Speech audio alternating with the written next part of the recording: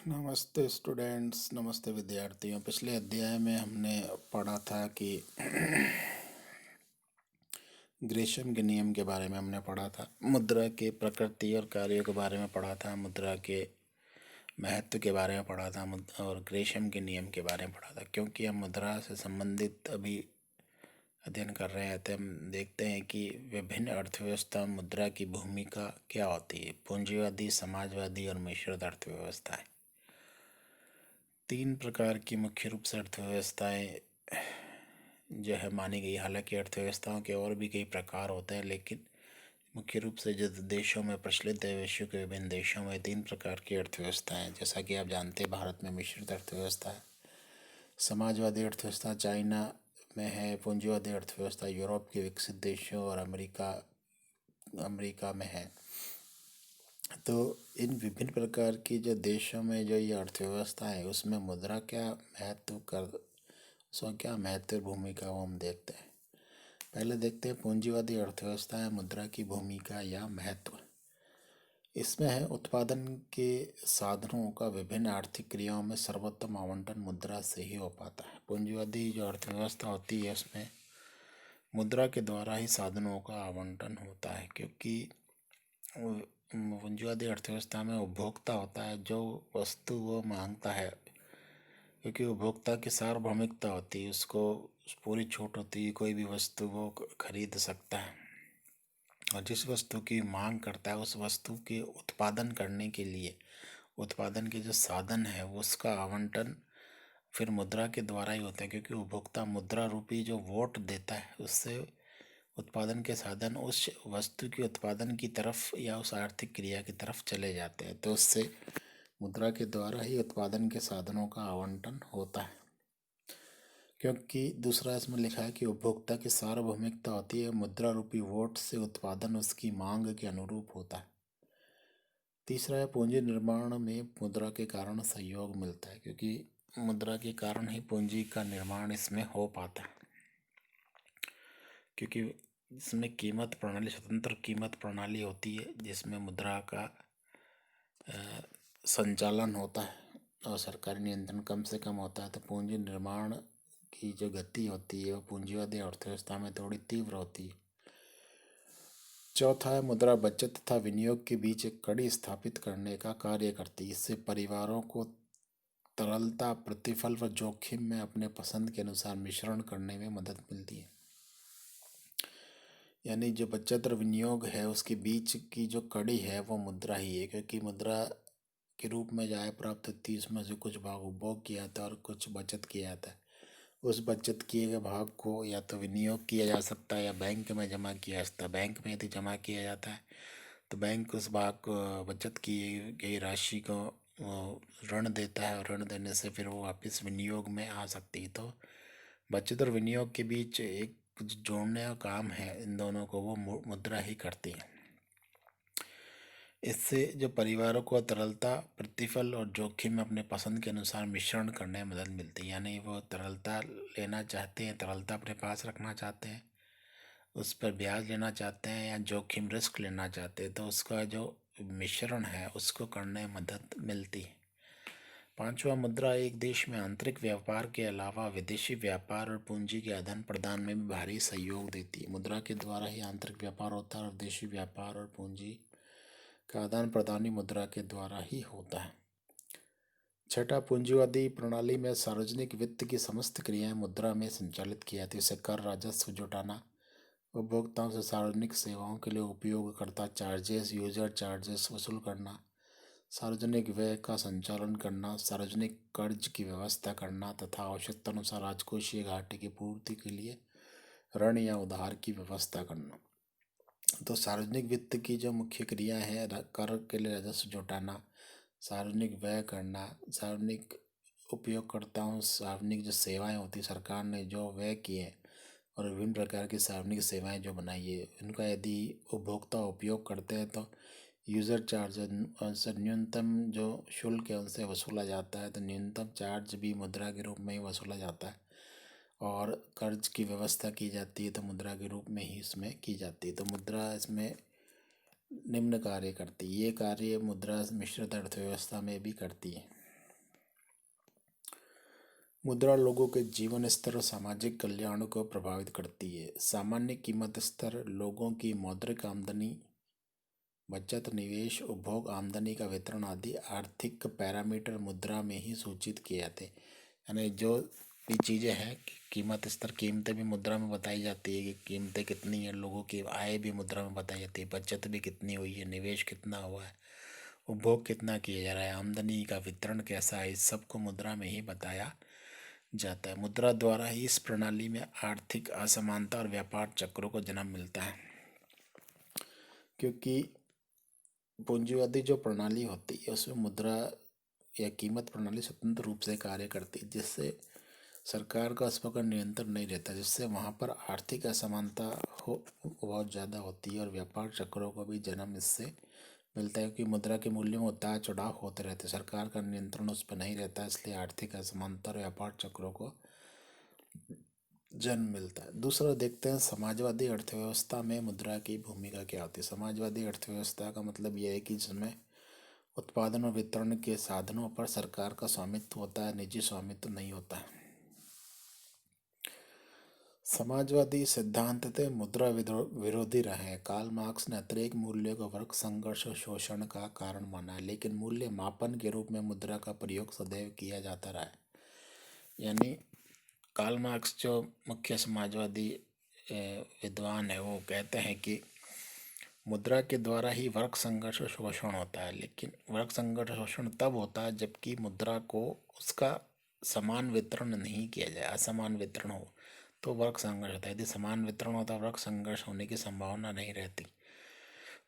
लेकिन ऐसी अर्थव्यवस्था में भी वहाँ पर जो मूल्य मापन है, यानी मूल्य का जो मापन है, मुद्रा के रूप में ही किया जाता है और विनिमय का माध्यम भी मुद्रा ही होता है।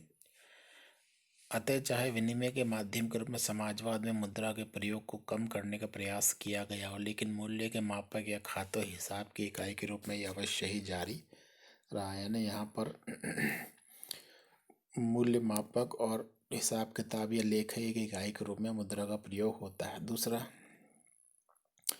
समाजवादी अर्थव्यवस्था में विभिन्न परियोजनाओं, विनियोग की परियोजनाओं में से चयन करने में लागत लाभ की गणना में मुद्रा का प्रयोग किया जाता है। जो विभिन्न समाजवादी देशों में विभिन्न जो योजनाएं बनाई जाती है, उसमें लागत और लाभ, इसमें ये लागत कितनी लगेगी और उस योजना को पूरा होने पर उससे कितनी आय प्राप्त होगी, उसकी गणना भी मुद्रा में की जाती है। तीसरा, समाजवादी देशों को अंतर्राष्ट्रीय लेन देन में मुद्रा का प्रयोग करना पड़ा है। समाजवादी देश एक दूसरे देशों से अंतर्राष्ट्रीय व्यापार करते हैं तो भी इनको मुद्रा की आवश्यकता पड़ती है। जैसे विघटन से पूर्व सोवियत संघ भारत का परस्पर व्यापार, विनियोग और तकनीकी का हस्तांतरण आदि रूबल और रुपयों के आधार पर होता रहा है। तो सोवियत संघ जो था वो समाजवादी पहले संघ माना जाता था। तब जो व्यापार होता था भारत और सोवियत संघ के मध्य, वो रूबल और रुपयों के आधार पर होता था, कि उसमें भी मुद्रा जो थी वो रूबल थी। समाजवादी जो अर्थव्यवस्था पर आधारित सोवियत संघ था, उसकी मुद्रा रूबल थी। पूर्व के वर्षों में भारत की रूस के प्रति ऋणग्रस्तता को मुद्रा में चुकाने का समझौता किया गया था। भारत पहले रूस का मित्र देश कहा जाता था, अभी भी मित्र देश है, लेकिन तब भारत ने बहुत उससे लोन लिया हुआ था, तो उसने मुद्रा को चुकाने का समझौता जो किया गया था वो मुद्रा में ही किया गया था, रूबल में या रुपयों में जो समझौता किया गया था। पिछले वर्षों में यूरोप के विभिन्न देशों व रूस आदि में समाजवाद से बाजार अर्थतंत्र पूंजीवाद की तरफ अग्रसर होने या जाने की प्रवृत्ति दिखाई देने लगी है। स्वयं रूस ने विश्व के 7 धनी देशों G7 से आर्थिक सहायता लेने का प्रयास किया। वर्तमान में जो समाजवादी देश हैं वो भी पूंजीवादी प्रणाली की तरफ अग्रसर होने लगे हैं, क्योंकि मुद्रा के द्वारा अधिकांश आर्थिक कार्य किए जाने लगे, इसलिए ये प्रवृत्ति दिखाई देने लगी है कि समाजवादी देशों में मुद्रा बाजार अर्थतंत्र की तरफ जा रही है।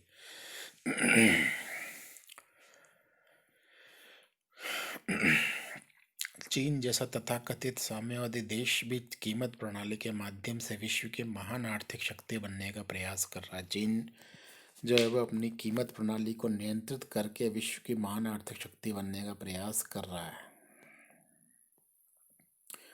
पूर्व में सोवियत यूनियन में 2 प्रकार की योजनाएं बनाई जाती थी।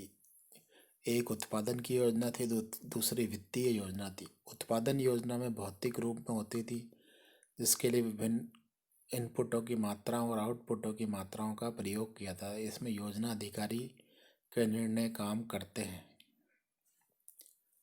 लेकिन वित्तीय नियोजन को मुद्रा में तैयार किया जाता था और उसमें कीमतें, कर, सरकारी कर्ज आदि का समावेश किया था। यानी दो प्रकार की योजनाएं पूर्व सोवियत संघ के बारे में कहा जा रहा है कि उसमें दो, एक बहुत उत्पादन योजना या भौतिक योजना अलग थी, दूसरा एक वित्तीय योजना थी, वो अलग थी, जो मुद्रा में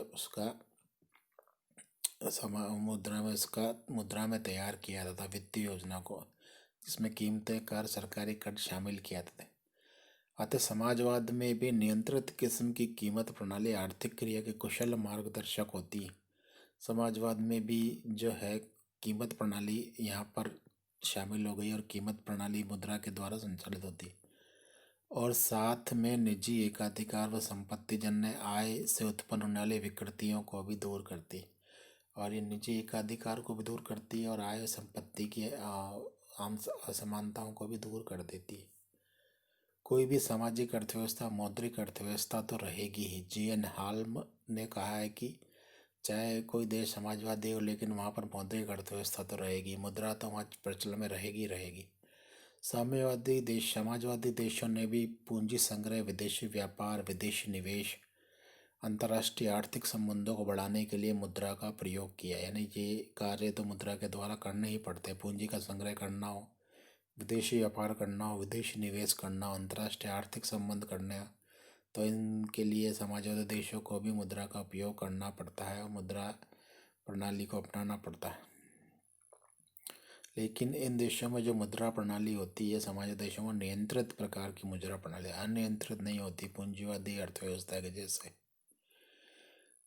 तीसरी जो अर्थव्यवस्था है, मिश्रित अर्थव्यवस्था में मुद्रा की भूमिका। मिश्रित अर्थव्यवस्था का मतलब ये है कि इसमें दो जो क्षेत्र मिश्रित होते हैं। एक तो उत्पादन के साधनों के स्वामित्व के आधार पर, जिसके द्वारा अर्थव्यवस्था में सार्वजनिक क्षेत्र और निजी क्षेत्र दोनों एक साथ पाए जाते हैं। इसमें जो है उत्पादन के साधनों के स्वामित्व के आधार पर दो क्षेत्र बनते हैं, एक तो सार्वजनिक क्षेत्र और निजी क्षेत्र, दोनों साथ साथ पाए जाते हैं। सरकार के द्वारा आर्थिक नीति में इनके कार्य क्षेत्रों का अलग अलग निर्धारण किया जा सकता है। सरकार जो है, जैसा कि आपने पढ़ा होगा कि औद्योगिक नीति में सरकार ने निजी क्षेत्र के लिए उद्योग आरक्षित किए और सार्वजनिक क्षेत्र के लिए उद्योग आरक्षित किए। तो सरकार के द्वारा आर्थिक नीति के द्वारा कार्य क्षेत्र का निर्धारण किया जाता है। दूसरे रूप में वस्तुओं और सेवाओं के बाजार स्वतंत्र और नियंत्रित दो किस्म के हो सकते हैं। वस्तुओं और सेवाओं के बाजार भी दो प्रकार के हो सकते हैं। तो स्वतंत्र बाजार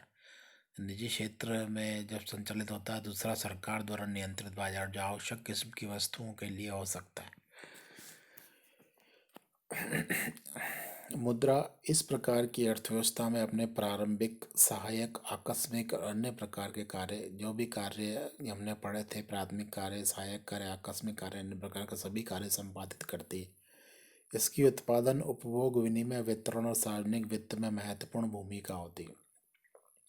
यानी मिश्रित अर्थव्यवस्था में मुद्रा सभी प्रकार के महत्वपूर्ण कार्य करती है। अभी आर्थिक क्रियाओं में इसकी उत्पादन, उपभोग, विनिमय, वितरण और सार्वजनिक वित्त में महत्वपूर्ण भूमिका होती है। दूसरा है आर्थिक विकास के लिए साधन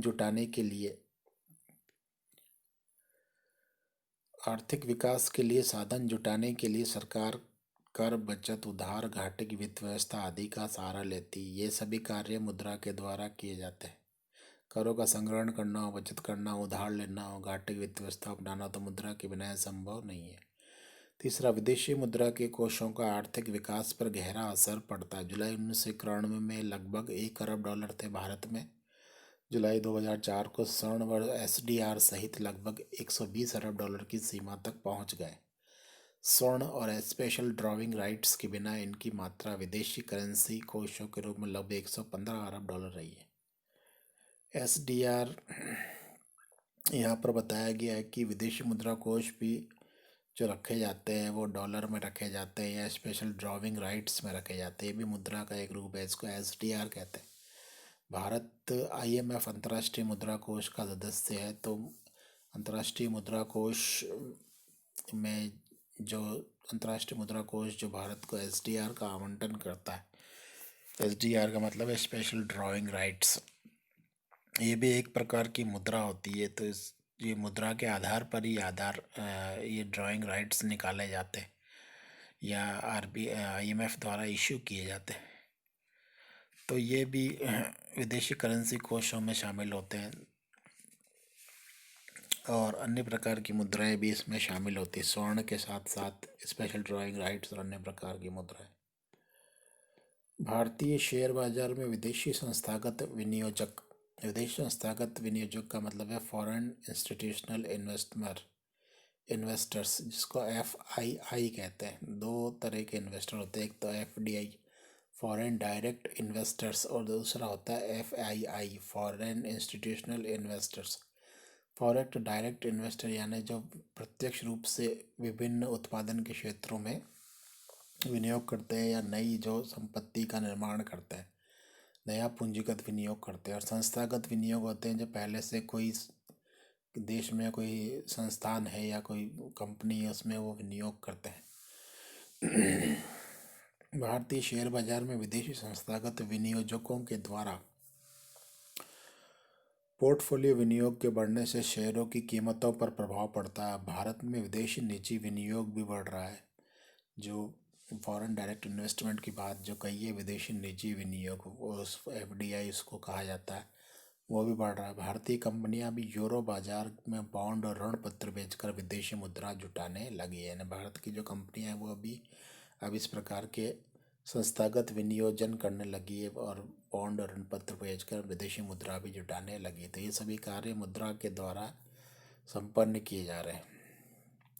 विनिवेश की प्रक्रिया भी मुद्रा के कारण संभव है। विनिवेश का मतलब है सरकार ने सार्वजनिक उपक्रमों में जो अपनी धनराशि निवेशित कर रखी उस धनराशि को वापस निकालना और अपने निवेशित की गई धनराशि के अंश को कम करना, वो विनिवेश की प्रक्रिया कही जाती है। तो वो विनिवेश भी मुद्रा के कारण ही होता है, क्योंकि मुद्रा के कारण ही इसका मूल्य मापन किया जाता है और विनिवेश के कितना किया जाना उसका अंदाजा हिसाब लगाया जाता है। छठा, विभिन्न देशों से आर्थिक समझौते किए जा रहे हैं, जिससे आगे चलकर भारत में विदेशों से पूंजी विनियोग व तकनीकी के आगमन और व्यापार के बढ़ने की स्थिति उत्पन्न होगी। इन परिवर्तनों से मुद्रा की भूमिका सुदृढ़ होगी। भारत जो आर्थिक समझौते करता है विभिन्न देशों से, जिससे पूंजी और विनियोग और तकनीकी का आवागमन होता है और व्यापार बढ़ने की संभावना होती है। तो ये सारी चीज़ें इन सब में मुद्रा की भूमिका बहुत महत्वपूर्ण होती है, क्योंकि ये सब कार्य मुद्रा से ही किए जाते हैं। सरकार 1997-98 से अपने घाटे की पूर्ति के लिए भारतीय रिजर्व बैंक सतत ट्रेजरी बिल के मार्फत उधार न लेकर सीधे बाजार से उधार लेने लगी है, जिससे भारतीय रिजर्व बैंक द्वारा मौद्रिक नीति के संचालन में सुविधा बढ़ी है। सरकार पहले अपने घाटे की पूर्ति के लिए पहले ट्रेजरी बिल से उधार लेती थी, लेकिन अब सीधे बाजार से उधार लेने लगी है सरकार, जिससे RBI की जो मौद्रिक नीति संचालन की जो सुविधा है वो या मौद्रिक नीति को नियंत्रण करने की जो सुविधा है वो बढ़ गई है, कि सरकार ने उससे उधार लेना कम कर दिया है। इसलिए 8वां, मौद्रिक नीति और साख नीति के माध्यम से मंदी और तेजी को दूर करना भी संभव है। जैसा कि पहले बताया जा चुका है कि केन्स ने बताया था कि मंदी को यदि दूर करना हो तो मौद्रिक नीति का प्रयोग किया जाना चाहिए। इसे पंप प्राइमिंग नीति भी उन्होंने कहा है।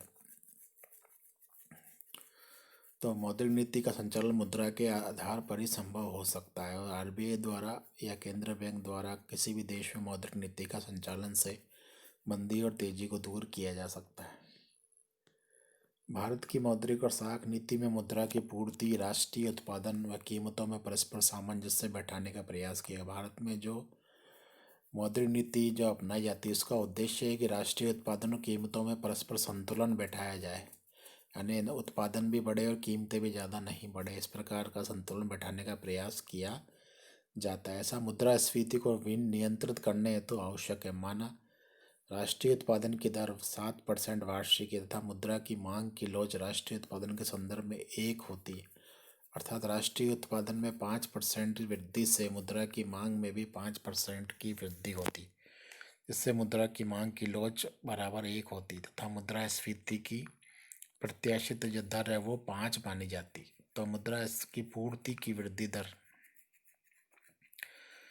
मुद्रास्फीति की प्रत्याशित दर 5 मानी जाएगी, और तो मुद्रा की पूर्ति की जो वृद्धि दर है वो 7 × 1 + 5 = 12% होनी चाहिए।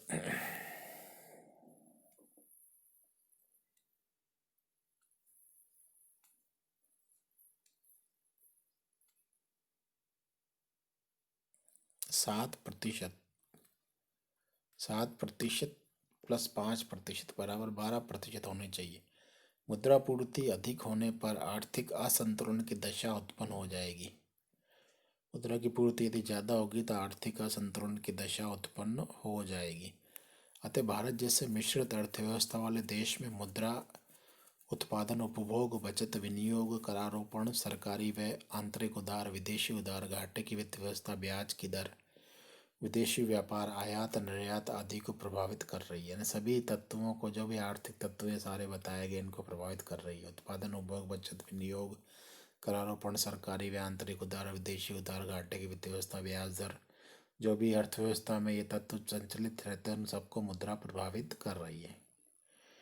धन्यवाद। इस अध्याय में हमने पढ़ा कि मुद्रा पूंजीवादी, समाजवादी और मिश्रित अर्थव्यवस्था वाले देशों के लिए महत्वपूर्ण है। अधिकांश जो इसका स्वतंत्र रूप से संचालित होती है वो पूंजीवादी अर्थव्यवस्था में होती है। मिश्रित अर्थव्यवस्था में उसकी थोड़ी स्वतंत्रता कम होती है मुद्रा प्रणाली की, और समाजवादी अर्थव्यवस्था में और थोड़ी स्वतंत्रता कम होती है।